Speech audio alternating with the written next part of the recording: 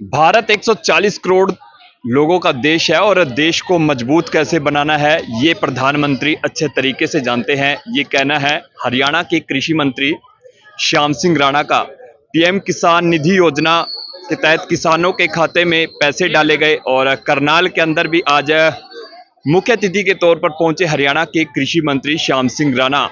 वहीं अभय चौटाला के बाद दिग्विजय चौटाला को भी धमकी मिली। उसके ऊपर उन्होंने कहा कि विदेश में बैठे लोग कहीं से भी धमकी दे सकते हैं, लेकिन यदि कोई आमने सामने आकर धमकी दे तो पता चले।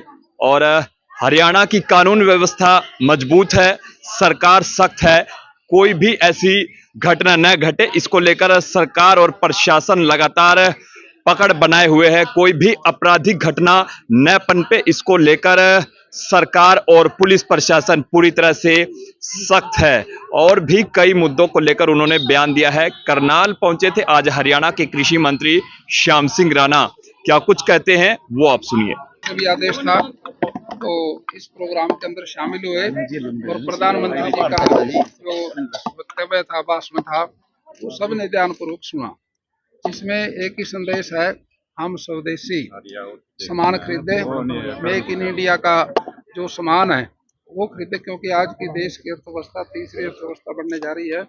इसके अंदर 140 करोड़ लोगों का सहयोग चाहिए, जिसमें दुकानदारों से भी अनुरोध किया और जो सामान खरीदते हैं ब्याह शादियों में, त्योहारों में, हम अपना स्वदेशी सामान का प्रयोग करें। और किसान की मदद के लिए हमेशा ये सरकार तैयार है। हम इसमें एमएसपी दे रहे हैं किसान भाइयों को, और 2,000 रुपये प्रधानमंत्री जी की तरफ से हर 4 महीने के अंदर जो मिलते हैं वो टोटल 6,000 रुपये है। वो एक छोटे किसान के लिए जो खेती करता है 2 कनाल की, उसकी गिरदौरी एग्रीकल्चर की, तो उसको भी ये पैसा मिलता है और सभी किसानों को मिलता है, जिससे किसान की अर्थव्यवस्था इसमें मजबूत होगी। यही आज प्रोग्राम था। आप लोग आए, आपका बहुत बहुत धन्यवाद। मोदी जी ने ये योजना शुरू की थी किसान की मदद के लिए, और साल में 3 बार ये पैसे किसान के खाते में आते हैं, 2,000 रुपये, कुल 6,000 रुपये आता है। इसका महत्व तो बहुत है। जो किसान 2 कनाल की भी खेती करता है, 1 कनाल की भी खेती करता है, उसके लिए बहुत बड़ी बात है। हमारे देश के अंदर 37 राज्य हैं, हर प्रदेश की स्थिति अलग अलग है। जैसे उड़ीसा है और कुछ जिले ऐसे हैं जहाँ पर गरीबी बहुत है, उनके लिए ये बहुत वरदान है। ये सारे देश को देना बड़ी बात है। प्रधानमंत्री जी ने जो आज अपना भाषण दिया, उसके अंदर हिंदुस्तान एक तीसरी अर्थव्यवस्था बनने जा रहा है, लेकिन देश के अंदर, दुनिया के अंदर बड़ी उथल पुथल है। हमने अपने देश के हितों का भी ख्याल रखना है। जो हम स्वदेशी सामान खरीदें, मेक इन इंडिया, आत्मनिर्भर भारत बने और दुनिया के अंदर मजबूत हो, ये 140 करोड़ लोगों से अनुरोध किया। और दुकानदारों से भी, खरीदारों से भी, हम अपने भारतवर्ष को मजबूत करने के लिए स्वदेशी सामान को ही खरीदें। सर, भारत और अमेरिका के संबंध अच्छे हैं, लेकिन ऐसी चर्चा है कि 25% टैरिफ लगने वाला है, तो उससे कृषि विभाग पर या ज्यादा कृषि से रिलेटेड प्रोडक्ट जो जाते थे, हमारे डेयरी से प्रोडक्ट थे वो जा रहे थे वहाँ पे। वो एक व्यापारी देश है, वो अपने व्यापार का ख्याल रखता है, अपने देश की अर्थव्यवस्था का, लेकिन हमने अपनी देश की अर्थव्यवस्था का ख्याल रखना। हमारे देश के आज पूरे भारतवर्ष को माननीय मोदी जी पे पूर्ण भरोसा है, भारतीय जनता पार्टी की सरकार पे।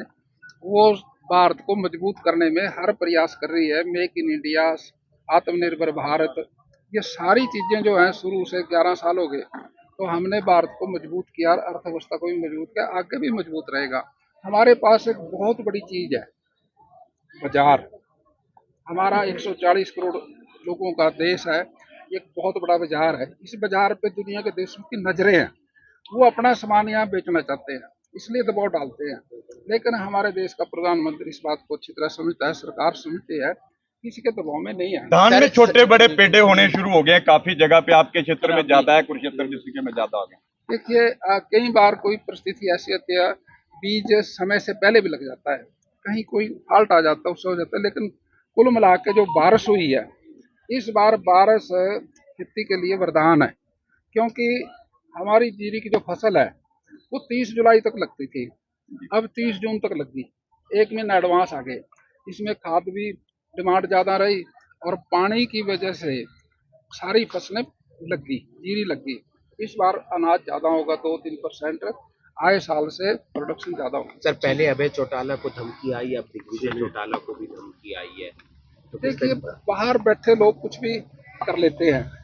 धमकी तो वो होती है ना जो आमने सामने आके बात करे, उसको मानते हैं धमकी। अब कोई बैठे अमेरिका में, कोई बैठे विदेश में और टेलीफोन कर दे, वो क्या धमकी है? धमकी तो वो होती है जब गेट पे आके सामने कभी बाहर आ, उसको मानते हैं हम धमकी है, तो धमकी थोड़ी है। सर जहां पर पंजाब के एक बीजेपी के नेता ने रात उम्मीदवार बीजेपी चुनाव हारे, वहां पर प्रभारी नियुक्त किए गए हैं। अनिल विज सीनियर मिनिस्टर हैं, सीनियर नेता हैं, उन्हें कहीं का प्रभारी नहीं लगाया गया। देखिए, सीनियर आदमी कुछ चाहे कोई भी है, चाहे मुख्यमंत्री है, सीनियर है, उनके पास काम बहुत है, प्रदेश का काम देखना होता है और सरकार सारी उन्होंने तो चला रखी। जैसे और दूसरे कार्यकर्ता हैं, जो एमएलए हैं, मंत्री हैं, मिनिस्टर हैं, उनकी 42 की लगनी थी, जो 42 सीटें आ रही थी, एमएलए तो 47 है, तो इसलिए 42 की लगेगी ना। सर एक राणा जी, एक पंजाब के जो बीजेपी के उसके नेता थे, अकाली दल के बीजेपी ज्वाइन की रात, मुख्यमंत्री जी ने कराया, विजिलेंस की रेड चल रही है उनके घर। देखिए, भारतीय जनता पार्टी को अब हर साथी ज्वाइन करना तो चाहता है, क्योंकि संगठन मजबूत है और संगठन से सरकार बनती है।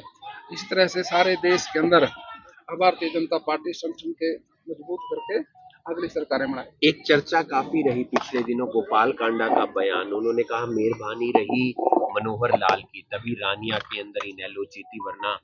देखिए, मनोहर लाल जी बड़े अनुभवी हमारे नेता रहे, उसकी नीतियां आज पूरे देश में मानी जाती है। वो बड़े विचारशील व्यक्ति हैं, बहुत अच्छे विचार पर रखते हैं। गोपाल कांडा का बयान, बयान अच्छे आदमी के बारे में कोई कोई बयान अच्छी अच्छी बात देता है, बयान तो ठीक है।